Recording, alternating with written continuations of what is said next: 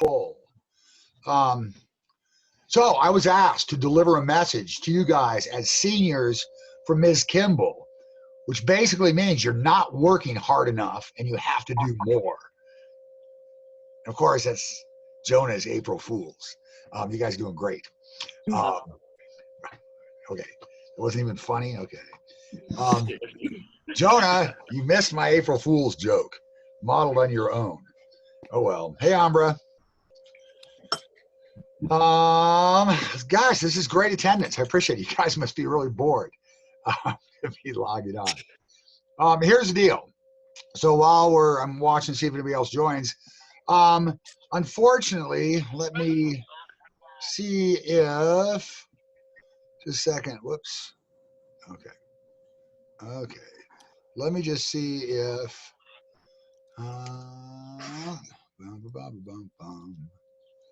let me see if, share, Schoology's been down all, come on, get out of here. Move this. Yeah. So unfortunately, my plans for today's class kind of required Schoology. I was going to break you guys. Nah, it's not working. I was going to break you into groups. Do breakout rooms again like we did yesterday with sixth period. Worked fine because Schoology was up and running. What I wanted to do today in anticipation of Monday, and you guys will just have to kind of do this independently, is we're still waiting for word from the College Board as to what they're actually going to do, what this 45-minute question is going to look like, whether it's going to be the argumentative, which I hope, whether it's going to be the rhetorical analysis. Now, as I mentioned before, College Board released 3 videos that are all about the rhetorical analysis, just random teachers in Illinois and elsewhere doing what we're doing here anyway. I don't know if that's them trying to finish up the last 2 units in the official AP Lang English language and composition curriculum, or if that's an indication that the rhetorical analysis is going to be the one question, which would be a bummer because that means 45 minutes you got to read a passage. You guys would do much better, I think, with question 3, the argumentative essay. I'm still holding out hope that that's what that's what they'll decide to do, but we won't know till Friday. So what we're going to do today is I'm briefly going to show you a prompt, which is unfortunate. It's posted along with the discussion blog that I want you guys to log on to and fill out. It's posted on Schoology, and nobody has access to Schoology right now. So, which is fine because we've got until Monday, unless you guys wanted to meet on Friday. Would there be a consensus? Kendall, you look like you're excited to meet. Oh, no, but well, we could meet on Friday. We should hold off until Monday. But let me show you what. Hang on here a second. Whoops. Okay, let's minimize this. Let me show you. I picked up another disobedience prompt. Can everybody see that? So this is a typical. The nice thing about this is the 2019 question 2, which is a rhetorical analysis. The nice thing about it is they've rescored some student samples, which we can look at on Monday, and they've rescored them according to the new rubric, which should be pretty helpful. So I don't want to spend a whole lot of time here because it's really boring to have me read this. My hope, this question is posted. It says Gandhi letter on our Schoology page, along with another discussion blog, Gandhi post. And what I'd like you guys to do, well, I'm not going to read the whole letter. Let me just look at the opening here.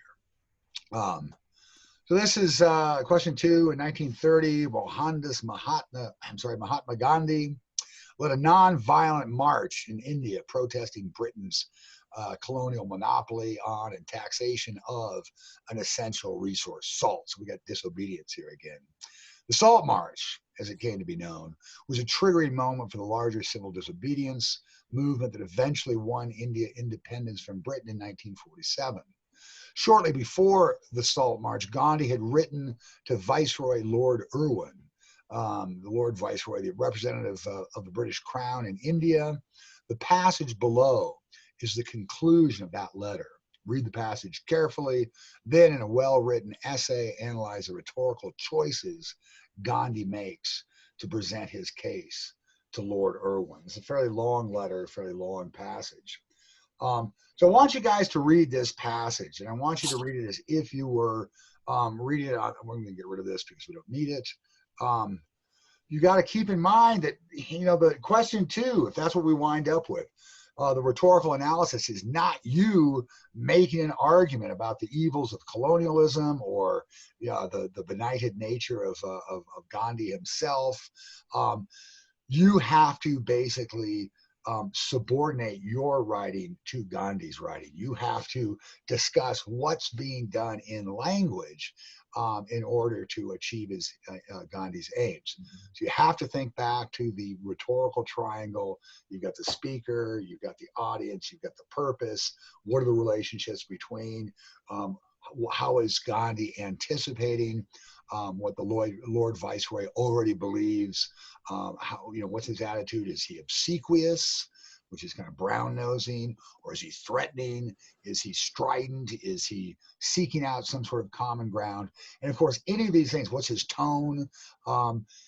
Any of these things you have to ground in specific language, specific words and phrases and passages, sentences in the actual essay. So what we did with sixth period, you can watch sixth period's class if you want. There's a link on the Schoology page, if and when Schoology becomes live again. But there's a discussion blog again, just like with the opening paragraph. I'm not asking you guys to write an opening paragraph. What I'm asking you to do is kind of make a bullet list of those specific things you would talk about in the essay. It might have to do with word choice. It might have to do with some sort of, syntax. Maybe there's a subordinate clause talking about Great Britain and then a main clause talking about India. And you could point out how grammatically, Gandhi is elevating India above, this evil colonial empire. But I want you guys to try to just kind of list things that, 4 or 5 things. Remember that these essays, question 2, it's a 40-minute essay. I guess now it's gonna be 45 minutes. I'm not sure. It seems kind of random. But you have to, you've only got 40 minutes. You can't be comprehensive.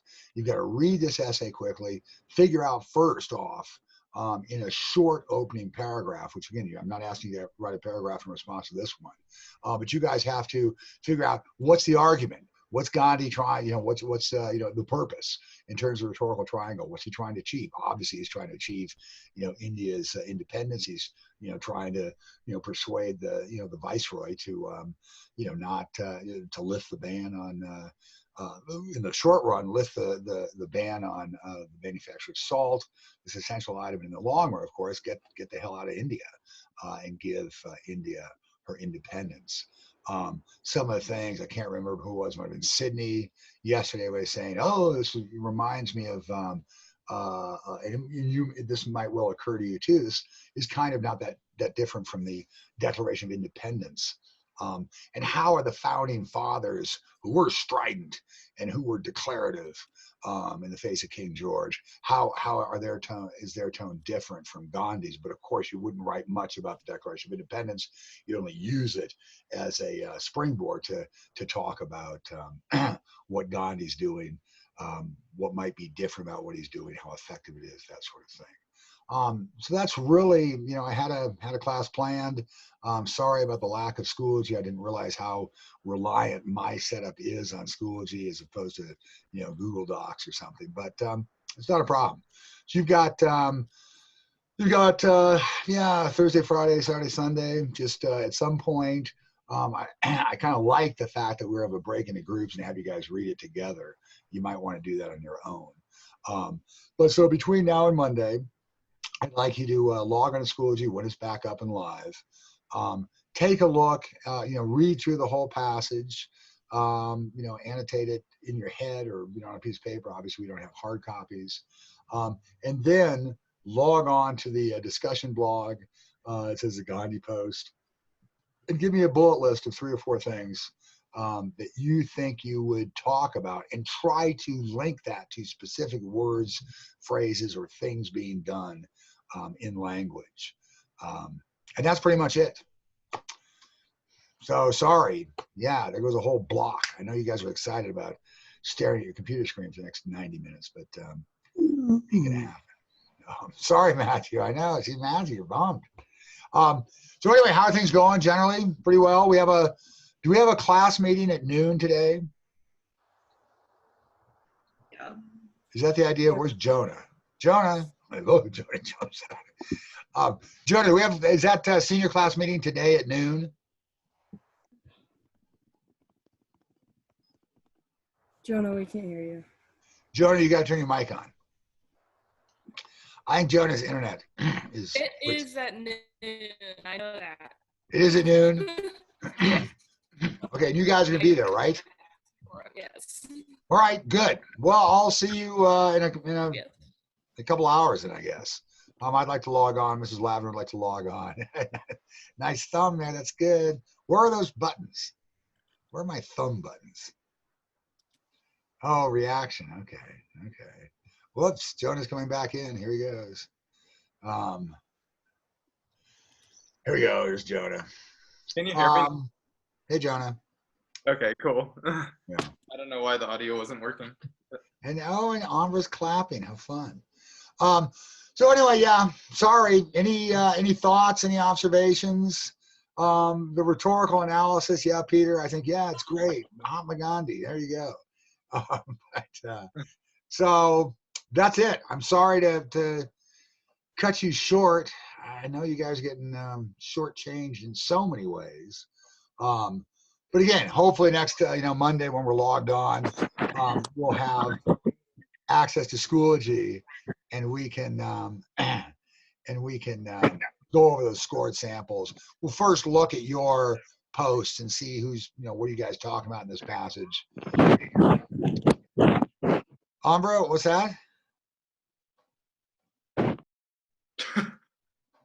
Okay. All right. I'm gonna go make myself a cup of coffee, just like Caden, and get back to it.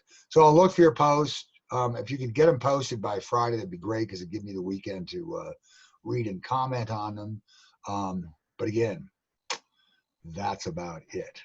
Everybody's healthy. Everybody's okay. Any questions about anything other than what are we? Is this our 3rd week or 2nd week of isolation? 3rd week, right?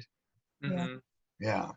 It's not so bad. Nikki, I haven't seen any other human beings except for Mrs. Lavender. It's kind of a bummer. I snuck into school this morning. Went down about 6 o'clock because I had to get some books, and drove through town, and there was not a single person on the streets. It was super deserted. So. Because yesterday there were so many people just walking through Main Street and casually hanging out. Yesterday, really? Frustrating. That's terrible. I read there's an article in the Atlantic about how social distancing is unfortunately now becoming a political issue, and it could be really, really dangerous because while Democrats are wearing face masks, keeping 6 feet apart, using hand sanitizer like mad, Republicans, according to this article, this was one vignette was on a golf course where these white-haired Republicans came to the golf course and made a point of shaking hands and giving bro hugs and hopping into golf carts shoulder to shoulder when the guidelines were to, only one person per cart. So, yeah, I don't know. Are you still allowed to golf? What's that? Are you still allowed to golf? I don't know where this was. I mean, there are some states. I mean, you saw Jerry Falwell Jr. and his reopened Liberty University, which was a pretty darn ignorant move, and has furthered the spread of this virus. But there's also good news. Democratic strongholds like San Francisco, Tony Kushner's vision of heaven, they've been shut down for weeks, and they've really flattened the curve. Their number of new cases and number of deaths are far, far, far below what's going on in New York City. Although, I mean, New York City made a valiant effort to shut things down, but it was too little too late. So, you know, as frustrating as this is, I think we're really fortunate to be in this situation. And I think that, you know, Telluride will probably be able to gradually come out of its hole more quickly than other parts of the country, but we'll see. We'll see. Anyway, so prom, huh, Jonah? Yeah, Yeah, you like that one? that was good. Also, it's Census Day, so get counted, you know? Yeah.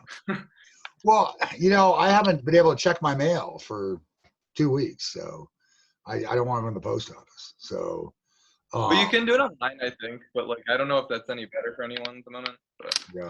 Wait, what are we counting ourselves for? the census, For what? it's like just as important as voting.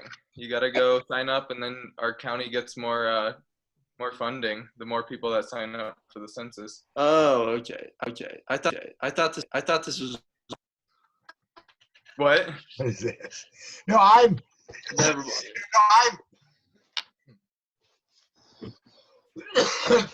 Sorry, I choked on my coffee. I'm not sure you have to do it today. Today's a good day to do it. No, But- today's just the holiday. There's not like I think the deadline's not for like 2 more weeks. I don't think. I don't know. Right. But no, it's very important. This is how they generate, you know, funding, how they generate the number of representatives you get in the House Congress, that kind of stuff. You know this, all you gov people. So anyway, well, listen, I'm gonna let you go, and I'm gonna give you this time to do other work so that once Schoology comes back on, you can log back on, read the conclusion of Gandhi's letter, log on to Schoology, log on to the discussion blog, and give all the rest of us just 4 or 5 bullet points, things you would talk about in your essay. Don't bother writing an essay. And hopefully by Monday, we'll look at score samples of those. And hopefully by Monday, we'll have some word of in terms of what this exam is going to look like. So again, I'm sorry that it's taken them so long to get it together. So but everybody's good. Everybody's having a good time. Yeah, sort of. You guys look kind of bored and tired. Are you getting out? Caroline joined class yesterday from the top of 9. Oh boy. That was pretty cool. But anywho, that's it. Unless you guys got something else, I'll see you. I'm going to log off. I'm going to get some work done here for my other classes, and I will see you guys at noon. It should be interesting to have 50. I mean, you guys, this is a pretty big class. But have you guys been on any Zoom meetings with 50 or 60 people? I love that, you know, Thomas and Peter are having so much fun. That's good. It's a good thing. It's a good thing. Anyway, Grayson, you're okay? Yeah? Ryder, having fun? Yeah? Danica, you look kind of... Well, hopefully it'll be another nice day.